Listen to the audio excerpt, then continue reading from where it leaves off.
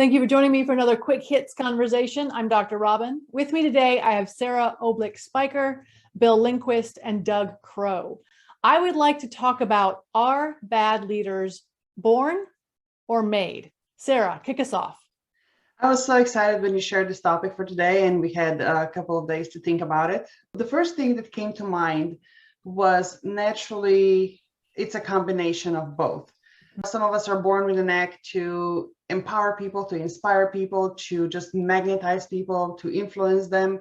Some of us need to work a little bit harder, so it becomes a personal choice to invest in our development, professional development of the skills that society dictates that make a good leader. But then I was reminded when a friend of mine posted a photo of her daughter when it says, "I'm not a bossy, I have leadership skills." And it unraveled a whole different level of this conversation, especially when it comes to girls and how heavy the indoctrination is when from the very young age we might show leadership skills, communication skills, empathy, organizing, managing, and we're told, oh, you're too bossy, you're too much, don't be so loud.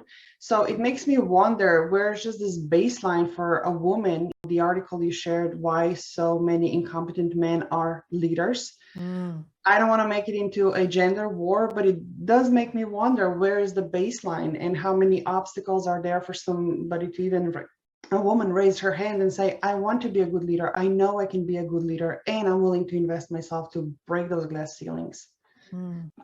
I think the problem is to find the word bad. It's so subjective.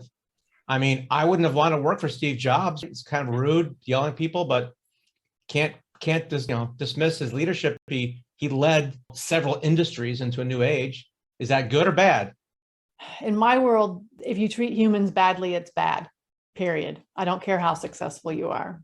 So if MacArthur was in the Philippines and went back and had to yell at his troops to leave people behind, but he won the war, is that bad leadership?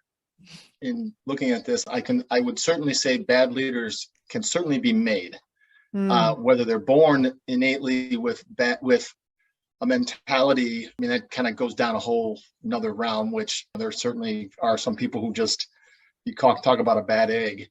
I had to break in, Doug, because I was literally thinking about MacArthur today as, I don't know why, as part of this discussion, just because I had read an author who had written a book, a different book that I read, but he obviously was very high on MacArthur, where I've read other authors who aren't, because of his leadership ability. So it was just interesting that you said that, but it kind of ties in. And Sara, I totally agree that there is certainly this historical aspect of a certain group having to be leaders, and it's just assumed, and it's probably worked out badly on many instances. With my oldest child being my daughter, I mean, I've constantly had to stress with her that focus on yourself and just make sure you have options in how you approach things. So maybe somewhat off topic, but it was just interesting when you kind of sent that first, Robyn, because I knew there was going to be a twist. It seemed like such an easy question, but I always know it goes down another path in this whole idea of, are they born versus made? And that's why it's unfortunately, if somebody kind of goes down a particular path, that it could easily lead them, down the wrong way. Yeah. That brings up another question on my end. Is this restructuring or redefining good or bad leadership? Is it top to bottom or bottom to top? Where is our responsibility as a society? What do we tolerate? What do we expect? What are the measuring sticks we're using to even measure and define success of what a good leadership is?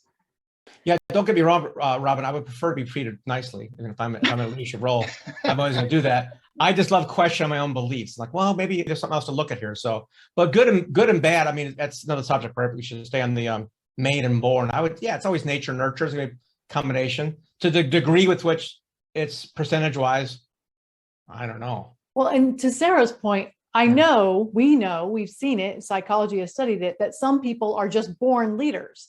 But then also to Sara's point, are they allowed to use those leadership skills? Right. And then if people are born natural leaders, that means there has to be some spectrum of, some people must be born not natural leaders. do they become leaders? Do they not? Or is that not their role in the world? And that's perfectly okay too. But my concern is the people who are born not leaders, who then become leaders and are lousy at it. Yeah. Yeah, That's a great question. That's that article. Yeah. Yeah, I would certainly say that, to your point. I mean, and I think, and maybe Doug, you mentioned it, when you sit there and you define leadership, I mean, we may think of it as, whether you look at it as a company and the CEO, or the military and the general, there are certainly people that are well below those levels who are really good leaders in terms of what they focus on and where they go, and whether they've reached the level of their abilities, but they're great lieutenants, that they'll just never be a captain, as opposed to, well, you're part of the old boys network, so we're going to promote you and you'll rise to your level of incompetence. I think that that's something that is, it's hard out there. I mean, it is. And I think, to your point, that, yeah, there are some people who are probably tremendous, and if they're never really given the opportunity, they just kind of wallow down a path that they never saw their full potential.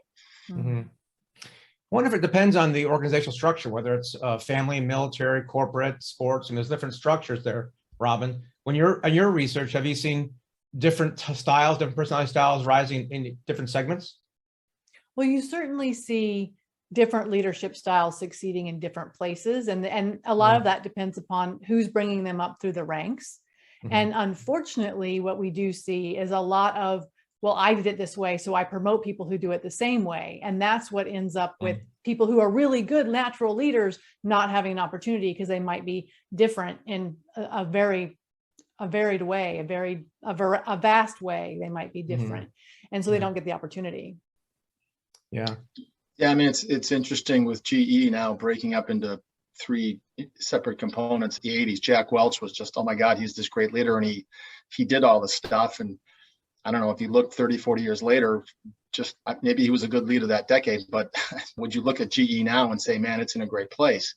So it part of it is the time frame as far as what's going on. Part of it is just a strong belief that, hey, this is the way it has to be, and people certainly were there. I'll be curious where Elon Musk, I'm just using him as an example. I'm curious where he will be in 30 years, as far as how people will view him as whether he's a leader or whether he's more inspirational than leadership. I mean, I think that kind of plays into it. So what about then when we bring leadership to the most nuclear essence, which is at home, especially those of us who are parents who are raising literally the next generation of leaders? How are we approaching the disconnect between do as I say, do as I do, this is what we preach, this is what the real life is, knowing that these individuals will be the bridge one day, and that they will have to sometimes say no to things that are convenient and have been done before, just because they don't work anymore or shouldn't be working in it. There needs to be more training for parents. I'm sure I messed up a lot of things with my kids. Yeah.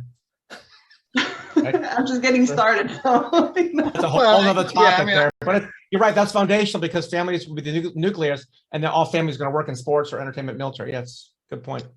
Yeah, I know I mentioned my daughter earlier. I mean, she and I had a lot of conversations. We still have conversations. She's now out on her own and doing what she enjoys. So, it is interesting where it's just communication really with them. There were times where I just said, listen, this is the path I chose and it didn't go so well. So remember that when you're thinking that. And I know with my son, we've had some really heart-to-heart conversations of where he is in a particular company. And it's like, you know what, there's so much time left. I mean, just you've got to sometimes step back and just really try to understand where to go. But it's not easy. I mean, and you just, you worry about it all the time. So it's probably why it's number one most popular speaking topic for corporations is leadership. It's that reason, probably. It's complicated. But we've talked on Quick Hits about there's so much training out there for leaders, and yet there are so many poor leaders out there. And I think culturally, organizations and even nations need to do a better job of recognizing what is a good leader and what does it mean. And sometimes it's not about who can make the stock price go up the fastest and who can make the most money, who gets to die with the most toys. I think it's more about how do you treat the people and how are you inspiring people to make amazing things. There's other currencies other than money, currency of innovation and community, all those ones for sure. Yeah. So I think basically what we're saying is there is a spectrum for leadership. You are born with some innate skill or lack thereof, but you can adjust or change it based on your opportunity and your willingness to learn. So thank you for having this conversation with me. I really appreciate it. And I look forward to doing it again with you all soon.